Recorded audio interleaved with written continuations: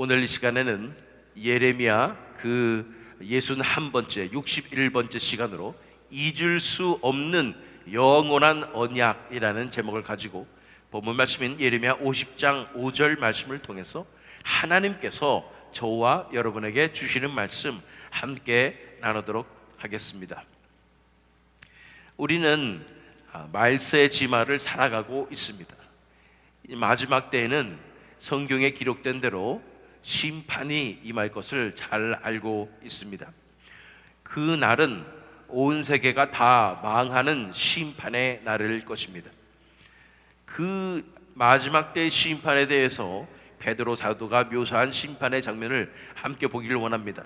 베드로후서 3장 10절 말씀. 그러나 주의 날이 도둑같이 오리니 그 날에는 하늘이 큰 소리로 떠나가고 물질이 뜨거운 불에 풀어지고 땅과 그 중에 있는 모든 일이 드러나리로다. 요한계시록에도 보면은 계속해서 묘사된 전 세계가 다 망하고 하늘이 떠나가고 물질이 뜨거운 불에 풀어지고 땅과 그 모든 일들이 드러나는 전 세계가 다 망해버리는 것 같은 심판의 역사가 일어나게 된다고 말씀하는 것입니다.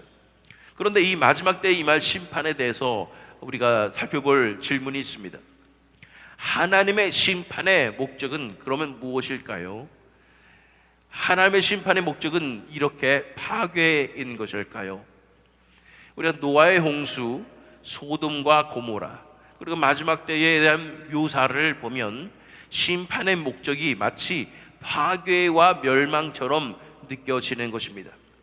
그러나 우리가 알아야 할 것은 그것은 심판의 과정이자 결과일지언정 심판의 목적은 아니라는 것입니다. 하나님께서 심판을 내리시는 목적은 과연 무엇일까요? 그렇다면 하나님의 심판의 목적은 그럼 형벌일까요? 죄악에 대한 하나님의 공의가 이루어지며 죄를 짓는 것에는 반드시 형벌이 따라야 하는 것, 왜냐하면 하나님께서 공정한 재판관이시기 때문에 그렇다는 것이죠. 그리고 마지막 심판은 영원한 심판으로 최후의 결과는 영벌, 지옥불인 것입니다. 그렇지만 하나님께서 인류에게 내리시는, 그리고 하나님의 백성들에게 내리시는 심판의 궁극적인 목적은 따로 있다는 것을 알아야 합니다. 그것은 놀랍게도 구원입니다. 심판의 목적은 구원이라는 것입니다. 우리가 살펴보았던 예레미야 29장 11절 말씀 읽어보면 여호와의 말씀이니라 너희를 향한 나의 생각을 내가 아나니 평안이요 재앙이 아니니라 너희에게 미래와 희망을 주는 것이니라. 하나님께서 심판을 내리시는데 다 파괴해 버리시는 것 같고 다 멸망해 버리시는 것 같고 다 벌하시는 것 같은데 그 궁극적인 목적이 벌하고 멸하는 것이 아니라 구원하는 것이고 결국은 미래와 희망을 주는 것이라고 말씀하는 것입니다. 우리가 하나님의 심판에 대한 정확한 이해를 해야 우리가 하나님에 대해서 오해하지 않을 수 있고 우리가 잘못된 신앙에 사로잡히지 않을 수 있는 것입니다. 구약의 말씀들, 특히 예언서의 말씀을 대하면 마치 하나님께서 급하게 화를 내시고 죄에 따라서 백성들을 벌하시고 민족들을 망하게 하시는 분으로 하나님의 성품을 오해할 수 있습니다. 그런 상태로 하나님을 섬기려고 하다 보면 심판에 대한 두려움이 그들의 동기가 되어서 하나님과의 자발적이고 또 뮤추얼한 이 같이 함께하는 그런 아름다운 관계로 나아갈 수가 없게 되는 것입니다. 일방적인 관계, 하나님이 심판이 무서워서 그냥 하나님이 무서워서 하나님을 섬겨드리는 그런 비뚤어진 관계로 나아갈 수밖에 없다는 것입니다. 여러분에게 하나님은 어떤 분이십니까? 이렇게 두려우기만 한 분입니까? 심판이 지옥 가기 무서워서 하나님을 섬기는 그런 분이십니까?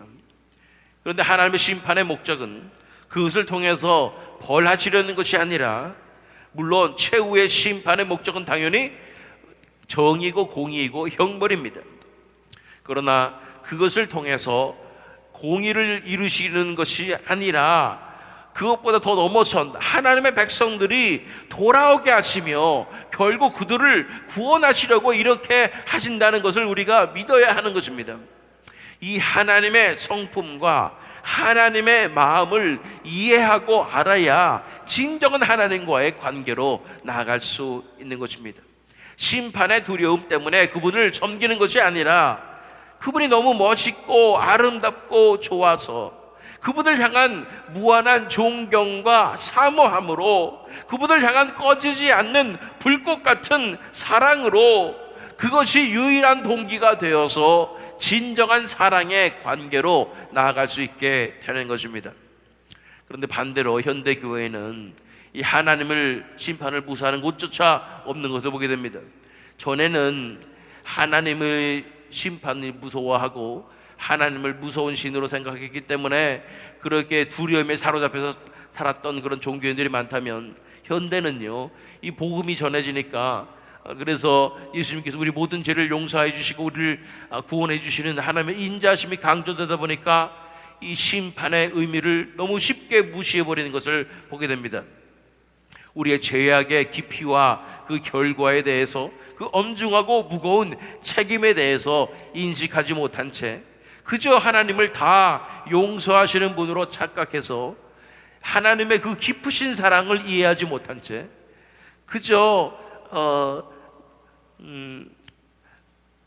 그냥 모든 것을 다 퍼주는 그런 마음씨 좋은 부모같이 생각해서 마치 버릇 없는 자식이 그런 부모를 대하듯이 그렇게 하나님을 어떻게 해서든 이용해 먹으려는 태도로 나가게 되는 것입니다. 이렇게 해서는 하나님과의 올바른 관계로 나갈 수가 또 없지요. 하나님은 광대하신 분이시고 거룩하신 분이십니다. 하나님에 대한 그 경외함을 우리는 당연히 가져야 하는 것입니다. 그 하나님의 경외함을 가지게 될 때, 그분이 어떠하심을 알게 될 때, 그분의 그 깊으신 터프하신 그 사랑을 심판을 통해서 고난을 주심으로 말미암아 주시는 그 엄청난 깊은 사랑을 깨닫게 될 때, 그분의 인격을 우리가 알게 될 때 그분과의 진정한 사랑의 관계로 나아갈 수 있게 되는 것입니다. 자, 오늘 본문 말씀인 예레미야 50장을 통해서 하나님의 어떠하심을 알고 그 사랑과 은혜를 깨달아서 하나님과의 진정한 사랑의 관계로 나아가는 우리가 되기를 축원합니다. 지금까지 우리는 열방에 대한 예언의 말씀을 살펴보고 있었지요. 이 예레미야의 마지막 부분에 해당하는 부분이 바로 열방에 대한 심판에 대한 예언인 것입니다. 그래서 애굽과 블레셋, 모압과 암몬, 에돔까지 우리가 살펴보았고, 49장 마지막 부분에는 다메섹, 게달, 하솔, 엘람에 대한 심판이 나와 있습니다. 이제 50장과 51장에 걸쳐서 이 두 장에 길게 나오는 것이 바로 바벨론에 대한 심판인 것입니다. 바벨론이야말로 열국을 심판하는 도구로서, 특별히 하나님의 백성들인 이스라엘 백성들을 심판하는 도구로 쓰임 받았지요. 그러나 하나님의 도구로 쓰임 받았을 뿐 그들이 옳다는 것이 아닙니다. 그들이 선하는 것이 아니죠. 그들의 죄악은 너무나 커서 그 와중에 하나님의 백성들을 너무도 괴롭히고 또 열방을 괴롭힌 그 죄가 너무나 크기 때문에 하나님의 엄정한 심판으로 나갈 수밖에 없었던 것입니다. 우리는 하나님께서 이렇게 역사하신 것을 잘 알고 있습니다. 심판의 도구로 한 민족을 쓰지만, 그래서 하나님의 백성들을 심판하고 또 열방을 심판하지만 그 악독한 민족을 결국 심판하시는 것이 하나님의 공의인 것입니다. 이 바벨론의 심판에 대해서 우리가 살펴보게 되는데요, 이제 50장으로 가서 2절 말씀을 읽겠습니다. 너희는 나라들 가운데에 전파하라, 공포하라, 깃발을 세우라, 숨김이 없이 공포하여 이르라. 바벨론이 함락되고 벨이 수치를 당하며 무로닥이 부스러지며 그 신상들은 수치를 당하며 우상들은 부스러진다 하라. 이 바벨론이 대제국으로서 엄청난 그 파워를, 권세를, 권력을 자랑했고, 특별히 느부갓네살 왕이 얼마나 그 권세가 등등했는지를 우리가 잘 알고 있는 것입니다. 그래서 열방을 다 무너뜨리고 다 심판하는 도구로 사용받았지만 결국은 바벨론도 멸망하게 되고 심판받는다고 말씀하시는 것입니다. 구체적으로 3절 말씀을 읽어보면 이는 한 나라가 북쪽에서 나와서 그를 쳐서 그 땅으로 황폐하게 하여 그 가운데에 사는 자가 없게 할 것임이라. 사람이나 짐승이 다 도망할 것임이니라. 바벨론이 바로 이 북쪽에서 나오는 나라였다고 우리는 다른 모든 예언에서 살펴보았잖아요. 북쪽에서 나오는 한 나라가 나와서 이스라엘 땅도 무너뜨리고 또 다른 족속들 모압과 암몬과 블레셋과 다 무너뜨린다고 했는데, 이 바벨론조차도 한 나라가 북쪽에서 한 나라가 와서 이 바벨론을 무너뜨리겠다라고 예언하시는 것입니다. 이 바벨론 이후에 나온 북쪽에서 나온 이 나라는 어딜까요? 바사와 메데 연합국입니다. 그래서 결국은 나중에 페르시아 제국으로 되는 바로 그 나라가 되는 것입니다. 하나님께서 또 그들을 세우셔서 바벨론을, 큰 성 바벨론을 완전히 무너뜨리시는 것입니다.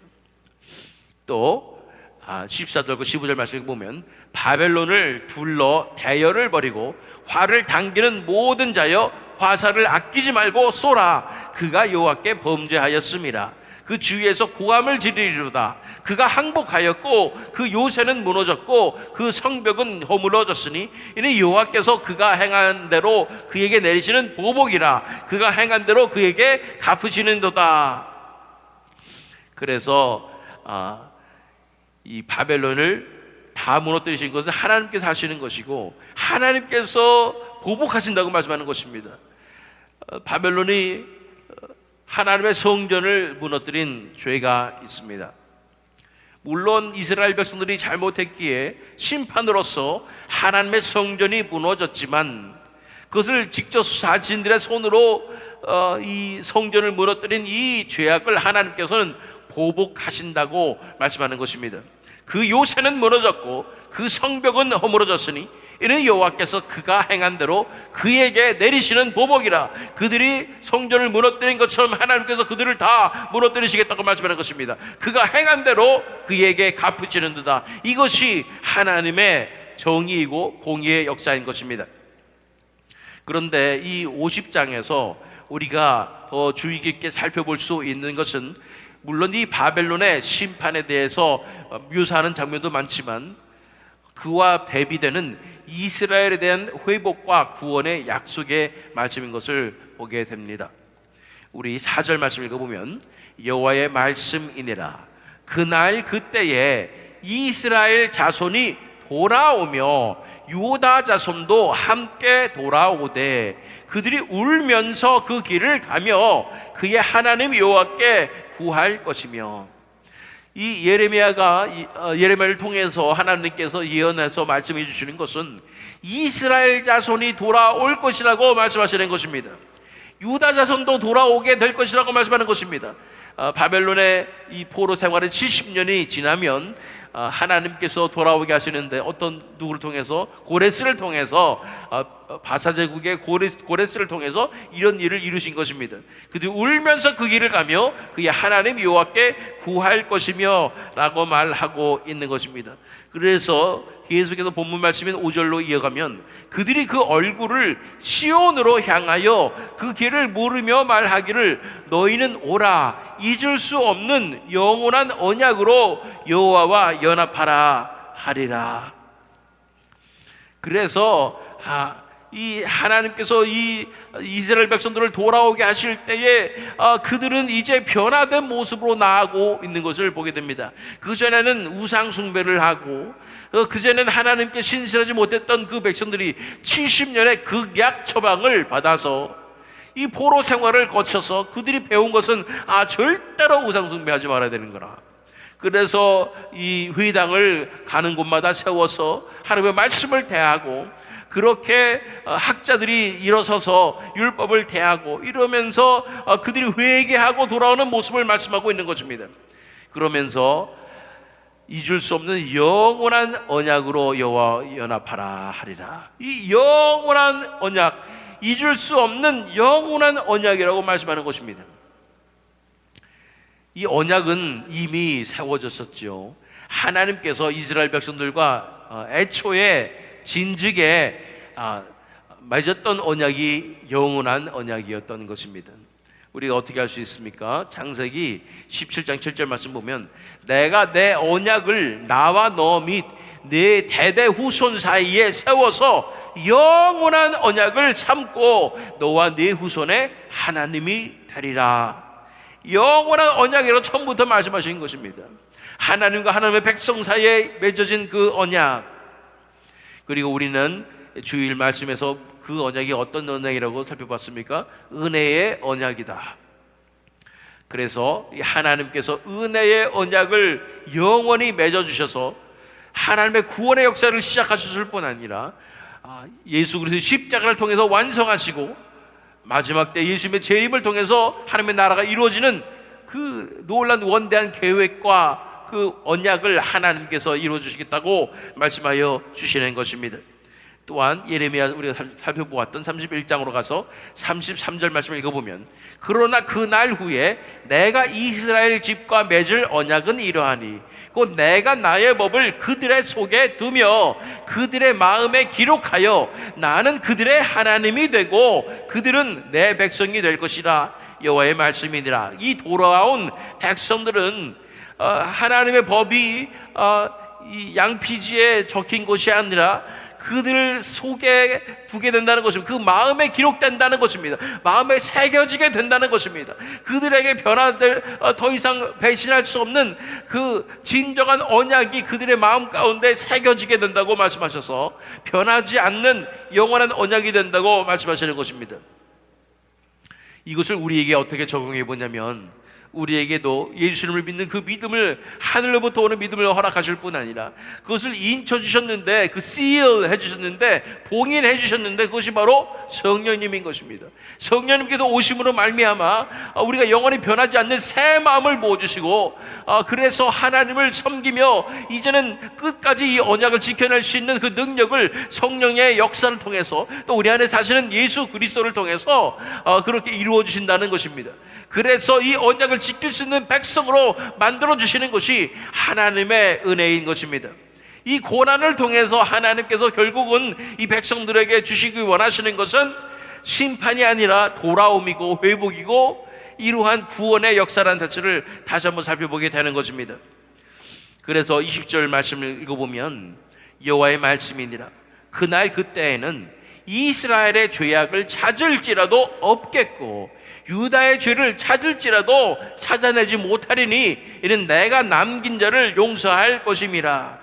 그래서 이스라엘 백성들이 변화되는데 이것은 단지 비단 바벨론 포로 생활 거친 70년 이후에 이스라엘 백성들에게 임하는 말씀일 뿐 아니라 이제 하나님께서 이루실 원대한 구원의 계획 그 가운데 예수님의 십자가를 통해서 이루어질 그 구원의 사역 이후에 성령님께서 주어지고 또 예수님께서 우리 안에 사시는 연합되는 역사가 일어남으로 말미암아 그 결과에 의해서 진정한 변화의 역사와 이 거룩해됨의 역사가 일어날 것뿐 아니라 또 예수님께서 이 죄책을 다 십자가에서 한 번에 다 치르심으로 말미암아 이제는 다시는 정죄함이 없는 놀라운 은혜 가운데로 나아갈 것을 말씀해 주시는 것입니다. 근데 우리가 여기서 살펴봐야 될 것은 이 하나님께서 내가 남긴 자를 용서할 것입니다. 이 죄를 찾지 못하는 이유가 뭐냐면 우리가 죄를 안 짓기 때문이 아니라 하나님께서 용서하시기 때문이라고 말씀하시는 거예요. 하나님의 용서와 우리가 죄를 안 짓는 것은 천지 차이가 있습니다. 이스라엘의 죄악을 찾을지라도 없겠고 유다의 죄를 찾을지라도 찾아내지 못하는 이유는 하나님께서 다 용서해 버리셨기 때문이라고 말씀하시는 것입니다. 왜 이런 일이 바벨론 포로 생활을 거치고 돌아온 백성들에게 버리시는 약속하시는 하나님의 역사일 것인가요? 이 하나님께서 왜 용서해 주실 수 있는 것일까요? 하나님께서 용서하실 수 있는 그 조건이 분명히 있습니다. 그것은 바로 희생입니다. 첫 번째는 바로 우리 예수님께서 희생하셨기 때문에 용서가 가능한 것입니다. 히브리서 9장 22절 말씀 율법을 따라 거의 모든 물건이 피로써 정결하게 되나니 피 흘림이 없은즉 사함이 없느니라. 예수 그리스도께서 십자가에서 피를 흘리심으로 말미암아 그 희생으로 말미암아 우리가 용서를 받을 수, 사함을 받을 수 있게 된다고 말씀하시는 것입니다. 이것이야말로 하나님께서 준비하셨던 최고의 계획이요, 작품이요. 그래서 이 십자가를 통해서, 예수 그리스도를 통해서 우리는 구원받는다는 사실을 계속해서 살펴보고 있었던 것입니다. 이 예수님의 십자가의 희생을 통해서 우리에게 용서가 다가오게 된 것입니다. 우리 그 십자가 때문에 우리가 용서받을 수 있었던 것입니다. 그러나 우리가 한 가지 더 알아야 될 사실은 70년의 이 기간 내에 이스라엘 백성들이 심판을 받고 성전이 무너지고 예루살렘이 무너지고 바벨론으로 끌려가고 그 가운데서 받았어야 하는 차별과 박해와 어려움과 고난과 이 모든 것들이 하나님께서 이스라엘 백성들을 이 죄악을 심판하고 정의와 공의를 세우기 위해서 하시는 것뿐 아니라 그 모든 과정이 다 뭐에 카운트가 되냐면 또 그들의 고난과 희생으로 카운트가 되어서 이 죄인들이 받는 고난을 통해서 이 고난을 통해서 주시는 하나님의 은혜를 받아 누릴 수 있는 조금의 이 자격이 주어진다는 거예요. 첫 번째는 예수님의 그 십자가의 희생을 통해서 하나님께서 용서해 주시는 것은 당연한 것입니다. 그러나 이 죄인들의 입장에서 이런 고난의 과정을 다 겪었기 때문에 이 죄인들을 정죄하는 사탄의 정죄로부터 자유케 될 수 있는, 봐라, 이들이 이렇게 고난을 받았기에 나는 그들에게 은혜를 베푸노라 하면서 그들을 택하시고 은혜를 베푸실 수 있는, 하나님의 은혜가 임할 수 있는, 하나님의 용서가 임할 수 있는 자격이 조금이나마 그들에게 명분이, 자격이라고 보면 좀 그래요, 명분이 주어질 수 있다는 것입니다. 데살로니가 후서 1장 4절 5절 말씀. 그러므로 너희가 견디고 있는 모든 박해와 환난 중에서 너희 인내와 믿음으로 말미암아 하나님의 여러 교회에서 우리가 친히 자랑하노라. 이는 하나님의 공의로운 심판의 뼈요 너희로 하여금 하나님의 나라에 합당한 자로 여김을 받게 하려 함이니 그 나라를 위하여 너희가 또한 고난을 받느니라. 박해와 환난을 당하고 있었던 이 데살로니가 교회 성도들에게 말씀하시는 거예요. 너희가 받는 이 고난은 하나님의 공의로운 심판의 표다.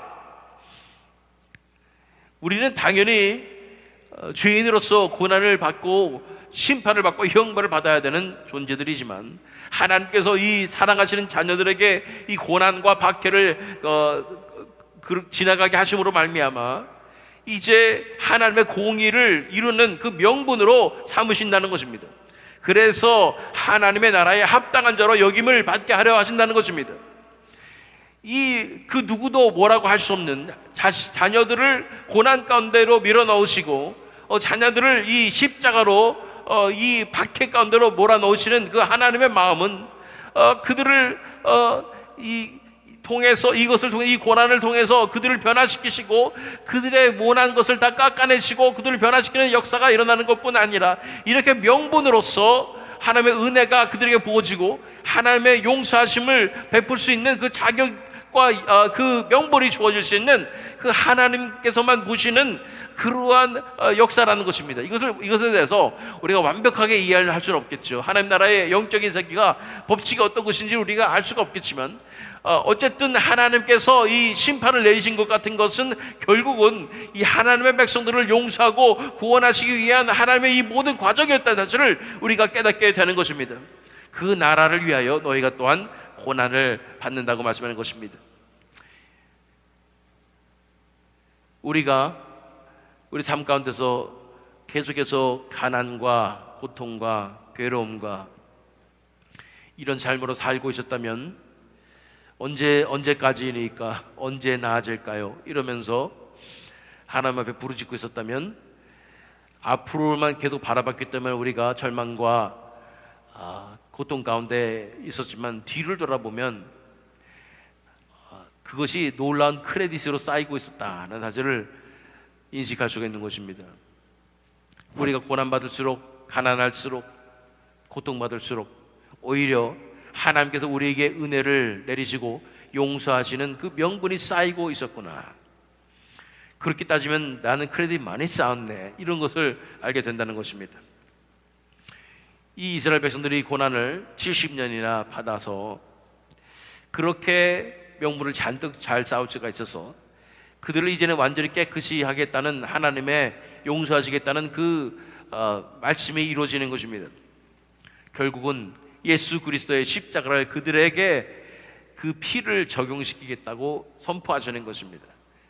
그래서 그 누구도 뭐라 할 수 없는 명분을 쌓아서 내가 이들을 예수 그리스도 피로 용서하리니 그 누구도 뭐라고 하지 못할지니라 라고 말씀하시는 것입니다. 이해하신 분은 천국의 은혜가 임한 줄 믿습니다. 자, 그래서 20절 말씀, 본문 말씀 뒤에 20절 말씀, 여호와의 말씀이니라. 그날 그때에는 이스라엘의 죄악을 찾을지라도 없겠고 유다의 죄를 찾을지라도 찾아내지 못하리니 이는 내가 남긴 자를 용서할 것임이라. 하나님의 용서가 임하는 놀라운 그 이 명분을 얻기 위해서 이스라엘 백성들에게 심판을 내리시고 그것을 지나가게 하셔서 남은 자를 구원하시는 하나님의 놀라운 은혜를 바라보게 되는 것입니다. 그렇다면 이런 측면에서 보았을 때 하나님의 심판의 목적은 멸망이 아니라 궁극적으로 하나님의 백성들을 구원하기 위함이라는 것을 우리가 바라볼 수가 있는 것입니다. 겉으로 볼 때는 더 이상 되돌릴 수 없을 만큼 파괴된 성전의 파괴 같은 그런 멸망이지만 그것을 통해서 고난의 양을 채우며 그 결과로 갈급함으로 울면서 돌아오는 거예요. 하나님을 찾게 되며 또 하나님을 진정으로 신뢰하게 되고 믿음으로 하나님께 돌아오게 되기 때문에 결국은 하나님의 심판은 이 하나님의 백성들의 구원을 위한 것임을 우리가 바라볼 필요가 있는 것입니다. 서두에 말씀드린 바와 같이 이것에 대한 온전한 이해가 되어야 하나님과의 진정한 사랑의 관계로 나아갈 수 있습니다. 우리 하나님은 이러한 분이십니다. 우리가 상상할 수도 없고 흉내조차 낼 수도 없는 그런 아름다운 인격을 가지신 분이시라는 것입니다. 그 터프하고 깊은 사랑을 가지신 분이시라는 거예요. 그러니 이 하나님의 인격을 바라본 자, 정면으로 부딪힌 자, 그 사랑을 가슴 깊숙이 깨달은 자, 그분의 인자하심과 오래 참으심과 그분의 인격과 그분의 사랑을 영원토록 찬양하지 않을 수 없는 것입니다. 그분 앞에 우리 인생을 다 내어드릴 수밖에 없는 거예요. 그분의 사랑이 나를 사로잡아야 하고 그분의 인격이 나를 매료해야 하고 그분이 이제 나를 해하려는 것이 아닌 나를 위해서 이런 모든 일들을 벌이셨다는 그 신뢰함으로, 믿음으로 신뢰함으로 그분을 사랑할 수밖에 없게 되는 것입니다. 이것이 하나님께서 이것이 우리가 하나님께로 돌아오는 그런 과정이며 하나님께서 우리에게 원하셨던 그 사랑의 관계라는 사실을 알아야 합니다. 벌 받을까 무서워서 하나님 따르는 것을 하나님 원치 않아요. 그것은 하나님께서 원하시는 순종이 아닙니다. 잘못될까봐 무서워서 벌벌거리며 사는 그거는 자유함이 없는 것이 얽매임이고 그것은 이 세상의 다른 신들이 그 추종자들에게 원하는 방식이지요. 그러나 하나님은 우리가 정말로 그분을 사모하고 그분께 매료되어서 그분을 사랑하지 않고는 배길 수 없는 그 간절함으로 나아오길 원하십니다. 하나님의 사랑과 우리가 그 사랑에 반응하여서 온전히 깊은 사랑으로 하나 되게 되는 것이 하나님께서 원하시는 사랑이라는 것입니다. 우리가 아까 읽었던 말씀 예레미야 29장 11절 말씀을 보면 정말로 하나님을 신뢰하는 우리가 되길 원합니다. 이것이 하나님입니다. 이것이 우리 하나님이에요. 여호와의 말씀이니라. 너희를 향한 나의 생각을 내가 아나니 평안이요 재앙이 아니니라. 너희에게 미래와 희망을 주는 것이니라. 아멘. 이 하나님의 깊은 마음을, 진심을 알게 될 때 우리는 하나님 앞에 모든 것을 내어드릴 수밖에 없는 것입니다. 로마서 14장 7절 8절 말씀, 우리 중에 누구든지 자기를 위하여 사는 자가 없고 자기를 위하여 죽는 자도 없도다. 우리가 살아도 주를 위하여 살고 죽어도 주를 위하여 죽나니 그러므로 사나 죽으나 우리가 주의 것이로다. 우리는 이렇게 하나님만을 사랑하는 그런 자들로 변화됩니다. 그래서 하나님과 진정으로 사랑으로 연합되는 그 관계로 나오게 된다는 것입니다. 영원히 잊을 수 없는 언약으로 나오게 되는 것입니다. 내 가슴에 깊이 새겨져서 결코 하나님을 배신할 수도 없고 떠날 수도 없는 그 진정한 영원한 언약으로 나오게 되는 것입니다. 진정한 관계로 나오게 되는 것입니다. 본문 말씀 다시 한번 읽겠습니다. 다 함께 마지막으로 읽고 마치겠습니다. 그들이 그 얼굴을 시온으로 향하여 그 길을 물으며 말하기를 너희는 오라, 잊을 수 없는 영원한 언약으로 여호와와 연합하라 하리라. 이런 놀라운 은혜를 주신 하나님을 바라보며 잊을 수 없는 영원한 언약으로 연합하시는 저와 여러분 되시기를, 또한 이 새믿음 장로교회 되기를 예수 그리스도의 이름으로 축원합니다.